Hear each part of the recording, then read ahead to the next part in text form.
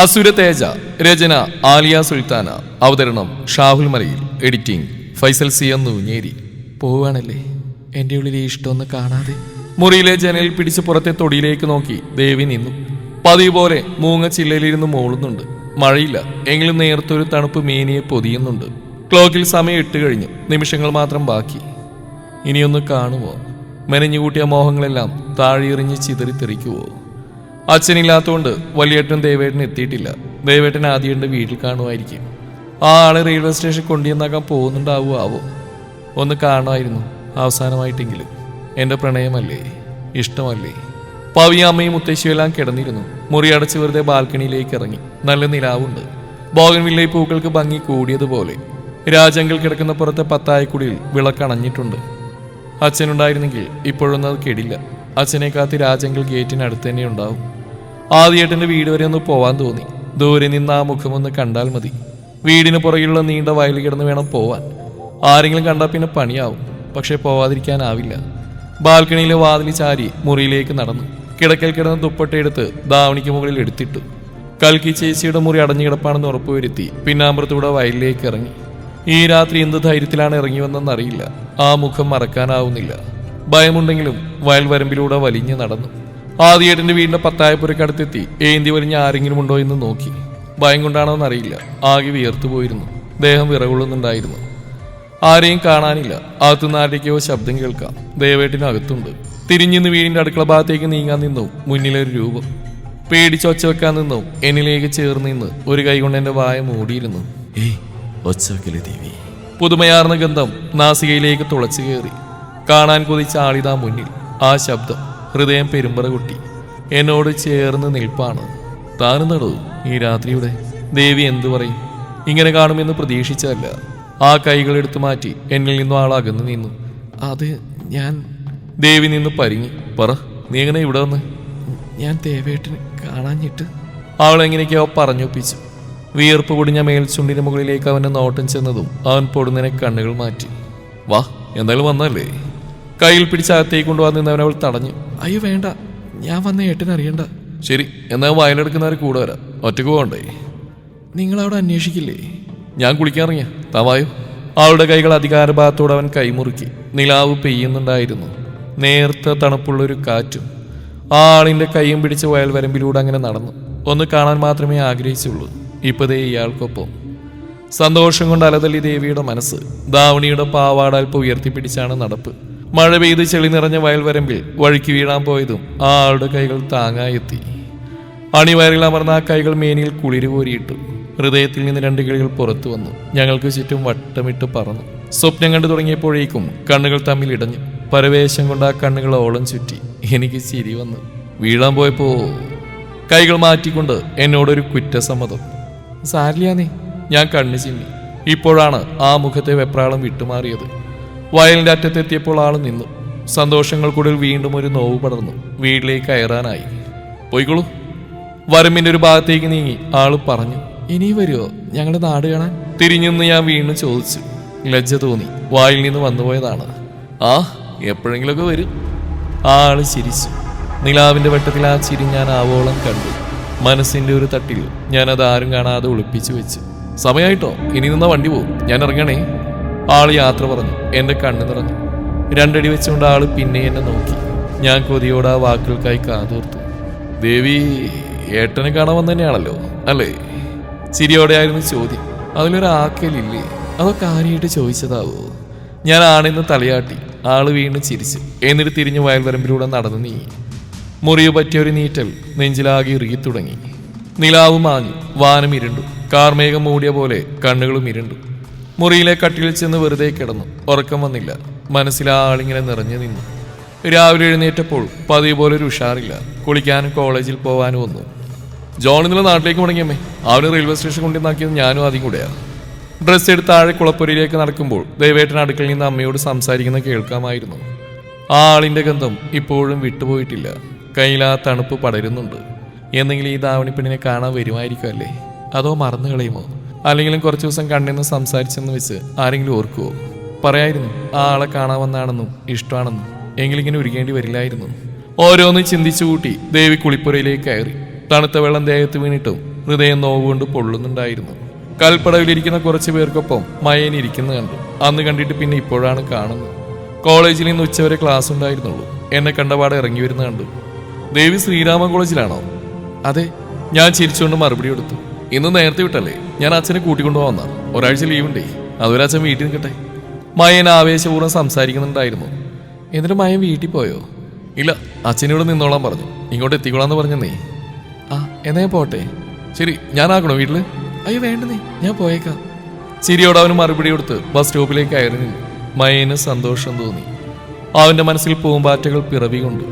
കൽപ്പടവിനടുത്ത ഇലഞ്ഞി മരത്തിന് ചുവട്ടിൽ നിന്ന് അവൻ ബസ് സ്റ്റോപ്പിലേക്ക് നോട്ടം ചെയ്തു. നേടാനാവാതെ വീർപ്പുമുട്ടുന്ന രണ്ട് പ്രണയങ്ങൾ. മാസങ്ങൾ കഴിഞ്ഞുപോയി. കായലിനോരത്ത് വെറുതെ കാറ്റും കൊണ്ടിരിക്കുകയായിരുന്നു ദേവി. മുന്തിരിത്തോപ്പിൽ അമ്മയ്ക്കൊപ്പം വന്നതാണ്. മുന്തിരി കൊണ്ടുപോകാൻ വണ്ടികൾ കായലിനപ്പുറത്ത് വന്നിരിപ്പുണ്ട്. പണിക്കാർ പെട്ടിയിലാക്കിയ മുന്തിരികൾ കൊണ്ടുപോകുന്നുണ്ട്. കായലരികിലെ റോഡിലൂടെ ഒരു അംബാസഡർ കാർ പോകുന്ന കണ്ടു. മിന്നായം പോലൊരു മുഖം ഞാൻ തെളിഞ്ഞു കണ്ടു. ആദിയേട്ടന്റെ വീട് ലക്ഷ്യം വെച്ചാണ് അത് പോയതെന്ന് ഉറപ്പായി. ഇരമ്പിച്ചെന്ന് നിന്ന് ആ തറവാട്ട് മുറ്റത്ത് തന്നെയാണ്. ആ ആളാവുമോ? ഇടയ്ക്കെപ്പോഴെങ്കിലും ഇത് പതിവാണ്. കാത്തിരിപ്പുകൾ മനോഹരമാക്കുന്ന ചില നിമിഷങ്ങളും നോവിന്റെ കൈപ്പറിയുമ്പോൾ ഹൃദയം വിങ്ങുന്നതും. അരങ്ങിൽ നാടകമുണർന്നു. കാണികളായിട്ട് ഒരുപാട് പേരുണ്ട്. നാടുണർത്തുന്ന കഥകളുമായി വടക്കൻ ആലപ്പുഴയിൽ നിന്നും തെക്കൻ ആലപ്പുഴയിലെത്തി നാടകക്കാർ ഇടയ്ക്കിടയ്ക്ക് ഇങ്ങനെ ഒരു പ്രകടനം കാഴ്ചവെക്കും. ചരിത്രകഥകളും ആക്ഷേപഹാസ്യങ്ങളും നാടകത്തിൽ അരങ്ങേറാറുണ്ട്. ഇന്നൊരു ആക്ഷേപഹാസ്യ നാടകമാണ്. കാണികളുടെ ശ്രദ്ധ മുഴുവൻ അരങ്ങേറുന്ന നാടകത്തിലാണ്. ആരോ തന്നെ ശ്രദ്ധിക്കുന്നതായി തോന്നിയപ്പോൾ മുഖമൊന്ന് ചെരിച്ചു നോക്കി. കായലരികത്തെ ഒരു തെങ്ങിൽ ചാരി ചിരിച്ചു നിൽക്കുന്ന ജോണിച്ചായൻ. ദേവിയുടെ ഹൃദയം അനുരാഗത്തിന്റെ തിരയിലാണ്ടു. കണ്ണുകളിൽ നീർത്തുള്ളി പൊടിഞ്ഞു. ആ കണ്ണുകൾ എന്തോ കഥ പറയും പോലെ തോന്നി ദേവിക്ക്. പെട്ടെന്ന് കൈയൊടിയേർന്നു. നാടകം അവസാനിച്ചു. എന്നത്തെയും പോലെ ഇതും ഗംഭീരമായിരിക്കുന്നു. ആ ആളെ ഒന്നുകൂടി കണ്ണിറയെ കാണാൻ അവിടേക്ക് നോട്ടമെയ്തപ്പോഴേക്കും ആളുകൾ തിക്കും തിരക്കും കൂട്ടി ഇരിപ്പിടം വിട്ട് ഒഴിഞ്ഞു തുടങ്ങിയിരുന്നു. വന്നിരിക്കുന്നു, ഇനി കാണില്ലെന്ന ആള് വീണ്ടും കണ്ടിരിക്കുന്നു. കാത്തിരിപ്പിന് ഇത്രയേറെ മനോഹാരിതയുണ്ടായിരുന്നു. അമ്മയുടെ കൈയും പിടിച്ച് തിരക്കിനിടയിലൂടെ നടന്ന് കവരിയിലെത്തിയതും വലിയേട്ടൻ വണ്ടിയുമായിട്ടെത്തി. പവി മുൻസീറ്റിൽ കയറിയിരുന്നു. കണ്ണുകൾ കൊണ്ട് ഞാൻ ജോണിച്ചായന് വേണ്ടി പരതി. കണ്ടില്ല, നല്ല തിരക്കാണ്. അച്ഛനും ആദ്യേട്ടനും വേറൊന്ന് രണ്ടാളുകളും കൂടി അവിടുന്ന് സംസാരിക്കുന്ന കണ്ടു. വണ്ടി തിരക്കിലൂടെ മെല്ലെ നീങ്ങി തുടങ്ങിയപ്പോൾ ഞാൻ ആ ആളെ വീണ്ടും കണ്ടു. കാറിനോട് തൊട്ട് ദേവേട്ടനും ആദ്യേട്ടനും ആളും എന്നെ നോക്കിയൊരു കള്ളച്ചിരി. എന്റെ കൃഷ്ണ! കണ്ണുകൾ ആളിൽ നിന്നും വെട്ടിച്ചു മാറ്റി. എനിക്ക് ആ നോട്ടം താങ്ങാനാവുന്നില്ല. തിരക്കൂടിയപ്പോൾ വണ്ടി മുന്നോട്ട് നീങ്ങാതെ നിന്നു.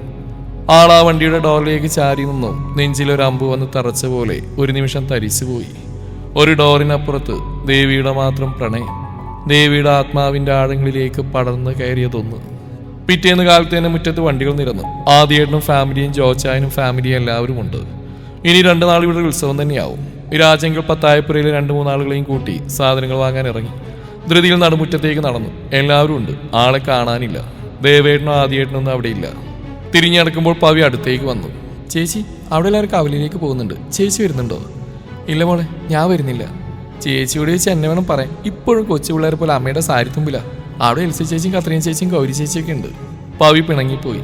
എനിക്ക് ആരോടും കുറെ സംസാരിക്കാനൊന്നും അറിയില്ലെന്നേ, അതാ.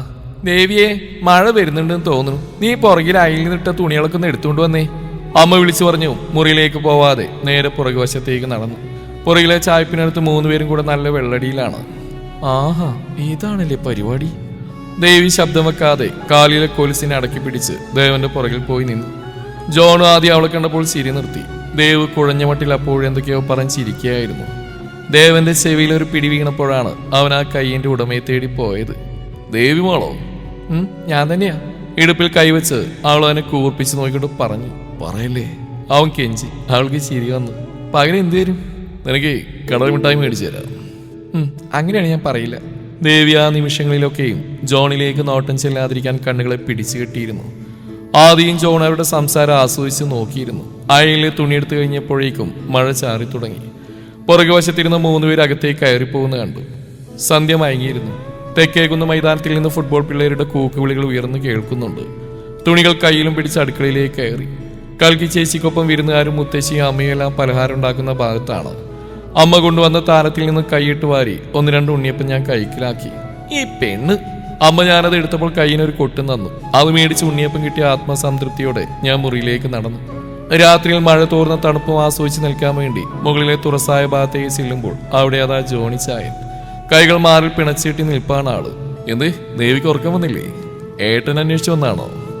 ചിരിയോടെ കളിയാക്കിക്കൊണ്ടാണ് ചോദ്യം. ഞാൻ ചമ്മിയൊരു ചിരി തിരികെ നൽകി. എന്താ ഒറ്റയ്ക്ക് ഇവിടെ? കൈവരിൽ കൈയൂന്നി ഞാൻ ബോഗൈൻ വില്ല പൂക്കളിലേക്ക് നോട്ടം ചെയ്തുകൊണ്ട് ചോദിച്ചു. ഒറ്റയ്ക്കല്ലോ, ഇപ്പൊ താനുമില്ലേ? തമാശയാണോ? അവന് നേരെ തിരിഞ്ഞ് അതും പറഞ്ഞ് അവൾ ചുണ്ടുകൾ ഒരു ഭാഗത്തേക്ക് ചരിച്ചു. ആ ആണെന്ന് കൂട്ടിക്കോ. അവന്റെ ചിരി തന്നെ വിശദീകരിക്കാൻ പാകത്തിലൊന്ന് ദേവിക്ക് അവനെ ഇറുകെ പിടിച്ച് ചുംബിക്കാൻ തോന്നി. അതെ, എല്ലാവരും എതിർക്കുന്നറിഞ്ഞിട്ടാണോ ഈ സാഹസം? ഒരു കള്ളച്ചിരിയോട് അവൻ ചോദിച്ചതും അവൾ കണ്ണിറുക്കി അവനെ നോക്കി. അവനൊന്നുകൂടെ അവൾക്കരികിലേക്ക് നീങ്ങി നിന്നു. ദേവി ഒരടി പുറകിലേക്ക് മാറി. മനസ്സിലായില്ലേ? അവൻ വീണ്ടും ചോദിച്ചതും അവളില്ലെന്ന് തലയനക്കി. എന്നോടുള്ള ദേവിയുടെ പ്രണയം. അവളുടെ കാതരിയിൽ അവന്റെ ശ്വാസം കലർന്ന ശബ്ദം. ദേവി ഞെട്ടലോട് അവന്റെ കണ്ണുകളിലേക്ക് നോട്ടമെയ്തു. അവൻ അവളെ തന്നെ കണ്ണിമ വെട്ടാതെ നോക്കി നിന്നു. ആർക്ക്? എനിക്ക് തന്നോടൊന്നുമില്ല. അത് പറയുമ്പോഴും അവളുടെ പിടയുന്ന മിഴികളെ നോക്കി അവൻ ചിരിക്കുന്നുണ്ടായിരുന്നു. ഇങ്ങനെ സമ്മതിക്കില്ല. ഈ ഒടുക്കത്തെ ചിരിയ എന്നെ വീഴ്ത്തിയത്. ദേവി താഴേക്ക് നോക്കി നിന്നു, കള്ളം പിടിക്കപ്പെട്ട കുഞ്ഞിനെ പോലെ. ചില കാര്യങ്ങളെ പറഞ്ഞറിയുന്നതിന് മുന്നേ മനസ്സിലാക്കാൻ പറ്റും. നോട്ടങ്ങളിലൂടെയും കണ്ണുകൾ തമ്മിൽ കഥ പറയും. അവൻ പ്രണയത്തിന്റെ വരികൾ രചിച്ചു തുടങ്ങി. അവളിൽ നാണം പൂവിട്ടു. ദേവി, അവൻ അവളുടെ താഴിത്തുമ്പിൽ പിടിച്ച് അവളുടെ മുഖമുയർത്തി. കണ്ണുകൾ തമ്മിൽ കോർത്തു കെട്ടി. ഒരുപാട് സഹിക്കേണ്ടി വരും, പ്രശ്നങ്ങളുണ്ടാവും. സാരമില്ല, ഞാൻ സഹിച്ചോളാം. കൊച്ചുകുട്ടികളെ പോലെ അവൾ വാശി കാണിച്ചു. അവൻ വീണ്ടും ചിരിച്ചു. കാറ്റത്ത് തൊടിയിൽ അരളി പൂക്കളിൽ ഒന്ന് രണ്ടെണ്ണം നിലംപതിച്ചു. പ്രണയം കൊണ്ട് അവൾ അവന്റെ ഹൃദയം മോഷ്ടിച്ചു. മഴക്കാലത്തിന്റെ അവസാന നാളുകളിൽ അവൾ അവന് കത്തുകൾ അയച്ചു. മുത്തശ്ശി നൽകുന്ന കുഞ്ഞു പൈസകൾ പോലും അവൾ അതിനായി സ്വരുക്കൂട്ടി. കത്ത് തപാൽ പെട്ടിയിലാക്കി കഴിഞ്ഞത് മുതൽ ഒരു മാസത്തോളം പിന്നെ ഒരു കാത്തിരിപ്പാണ്. പോസ്റ്റ്മാനെയും കാത്ത്. ഒരിക്കൽ കള്ളത്തരം പവി പിടിച്ചു. അവളൊരു ചേച്ചി കുഞ്ഞായതുകൊണ്ട് ആരോടൊന്നും പറഞ്ഞില്ല. പക്ഷെ എത്ര കാലം ഇത് മറച്ചു വെക്കും? ഒരു നാൾ പിടിക്കപ്പെടും. കാണാതിരിക്കുമ്പോൾ തന്നെ ഒരു തരം വീർപ്പുമുട്ടലാണ്. പരസ്പരം കാണാതെ, മിണ്ടാതെ, ചുംബനങ്ങളില്ലാതെ മനോഹരമായൊരു പ്രണയം. ആ ആൾ ഓർക്കുമ്പോഴേ അടിവയറ്റിൽ മഞ്ഞ് വീഴുന്ന ഒരു കുളിരാണ്. എപ്പോഴും കൂടെയുള്ളത് പോലെ തോന്നും. ആ ചിരികൾ വണ്ടിനെ പോലെ എന്നെ നുണയുന്നതായി തോന്നും. ചീവീടുകളുടെ ശബ്ദം എന്റെ ചിന്തകളെ അലോസരപ്പെടുത്തുന്നുണ്ട്. സുഗന്ധമുള്ള ഓർമ്മകളിൽ കുളിരണിയുകയാണ് ഞാൻ. പ്രിയപ്പെട്ടവന്റെ അസാന്നിധ്യം എന്നെ ചുട്ടു പൊള്ളിക്കുന്നുണ്ട്. അവനില്ലാതെ മൂകമായ രാത്രികളാണിപ്പോൾ. ചില രാത്രികൾ പകലുകൾ പോലെ അവൻ മനോഹരമാക്കും. അവന്റെ ചിരികളിൽ മാത്രം കുടുങ്ങിക്കിടക്കാൻ ഞാൻ ആഗ്രഹിക്കും. കത്തിലെ അവസാന വരികൾ കുറിച്ച് മടക്കി കവറിലാക്കി.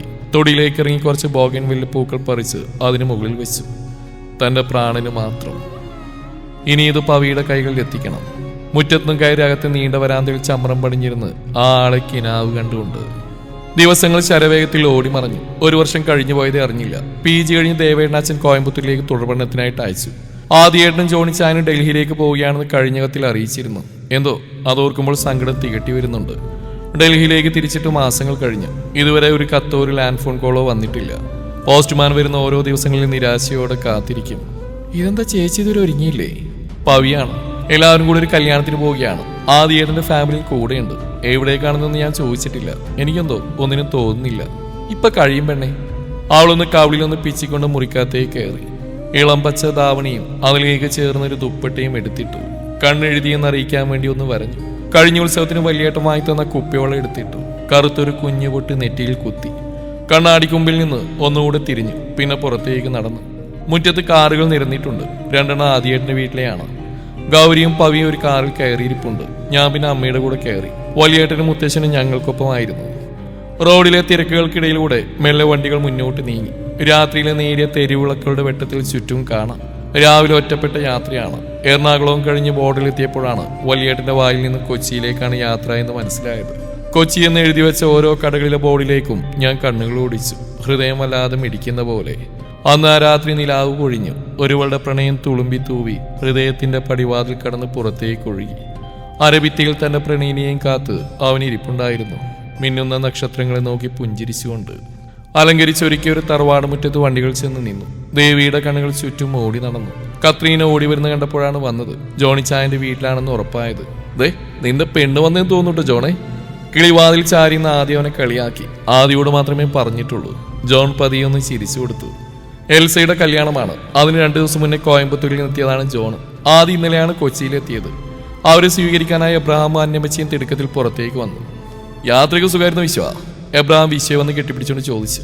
ഓ സുഖമായിരുന്നു എബ്രഹാമേ. അതാ എവിടെ വിക്രം? ഓയ് ഞാനിവിടെ ഉണ്ടോ അച്ചായ?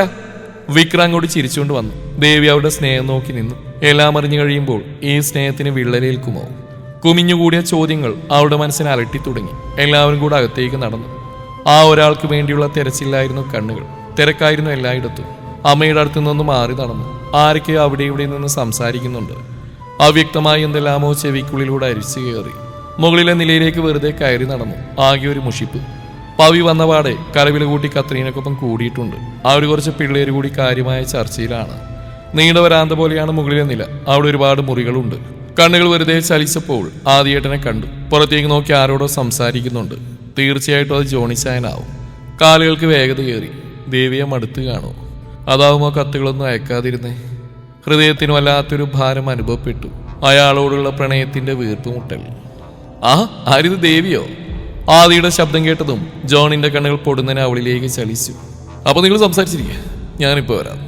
ദേവിയെയും ജോണിനെയും നോക്കി നാക്കി ചിരിച്ചുകൊണ്ട് ആദിയോടൊന്നും പോയി. ദേവി നിറഞ്ഞൊരു കണ്ണുമായി പരിഭവം പൂണ്ട് അവനെ നോക്കി നിന്നു. കത്തയക്കാനുള്ള സമയമൊന്നും കിട്ടാറില്ല എന്ന് പെണ്ണേ. അവളുടെ നിറഞ്ഞ കണ്ണുകളിലേക്ക് അവൻ നോട്ടം ചെയ്തുകൊണ്ട് പറഞ്ഞു. ദാവണി പെണ്ണിനെ മറന്നല്ലേ? അടുത്തേക്ക് നടന്നു വരുന്നവനെ നോക്കി അവൾ പുറകോട്ട് നീങ്ങിക്കൊണ്ട് ചോദിച്ചു. കണ്ണുകൾ കോർത്തൊരു നിമിഷം പ്രണയം മലതല്ലി. ചുമരിൽ തട്ടി നിന്നവളുടെ ഇരുഭാഗത്ത് അവൻ കൈകൾ ഊന്നി നിന്നു. അവന്റെ നോട്ടത്തിൽ ആവശ്യമായ പെണ്ണ് മുഖം കുനിച്ചു. ആദ്യ ചുംബനം അവളുടെ നെറ്റിയിൽ പതിഞ്ഞതും കണ്ണുകൾ കൂമ്പി അടഞ്ഞു. കൈകൾ പാവാടയിൽ മുറുകി. മനസ്സ് താളം തെറ്റി ഒഴുകി. ദാവണി പെണ്ണെ. കാതുകളിൽ അവന്റെ പ്രണയമാർന്ന വിളി. കണ്ണുകൾ ഒരിക്കൽ കൂടി കോർത്തു. ഇടുപ്പിലൂടെ കൈകൾ ചേർത്ത് അവൻ അവളെ നെഞ്ചോട് അടുപ്പിച്ചു. ഉള്ളിലൂടെ ഒരു പിളർപ്പ് കടന്നുപോയതുപോലെ ദേവിയൊന്ന് വിറച്ചു. ഇരുമിഴികളിലും അവന്റെ അധരങ്ങൾ പതിഞ്ഞു. ഒടുവിൽ അവളുടെ അധരങ്ങളോട് അവ കൂട്ടിച്ചേർന്നു. സമ്മതമെന്നോണം അവളുടെ കൈകൾ അവന്റെ മുടിഴകളിൽ ഓടി നടന്നു. ധാവണിക്കിടയിലൂടെ അവളുടെ അണിവറിൽ അവൻ ചിത്രം രചിച്ചുകൊണ്ടിരുന്നു. പരിഭവങ്ങൾ തീർത്തുകൊണ്ടൊരു ദീർഘ ചുംബനം. അകന്നു മാറുമ്പോൾ ശ്വാസമെടുക്കാൻ രണ്ടുപേരും ബുദ്ധിമുട്ടി. രണ്ടുപേർക്കും പരസ്പരം നോക്കാൻ പ്രയാസം തോന്നി. ദേവി ചുമരിലേക്ക് ചാരിന്ന് കിതപ്പടക്കി. ഞാൻ ദേവിയെ ഒരിക്കലും മറക്കില്ല. ഞാൻ നിങ്ങളെയും. പ്രണയം എന്ത് മനോഹരമാണല്ലേ. പ്രണയിക്കുന്ന ആളും പ്രണയിക്കപ്പെടുന്ന ആളും ഒരുമിച്ചൊരു കൊടക്കീഴിലുണ്ടെങ്കിൽ പ്രണയം വല്ലാതെ സുന്ദരമാണ്. ദേവി സാഹിത്യം മെനഞ്ഞു. രണ്ടുപേരിൽ ഒരുപോലെ വിടുന്നൊരു ചിരി. നോവിൽ കലർന്നൊരു വിരഹ രുചിക്കപ്പെടുമെന്നറിയാതെ. തുടരും ഈ കഥയുടെ ബാക്കി ഭാഗം നാളെ ഇതേ സമയം.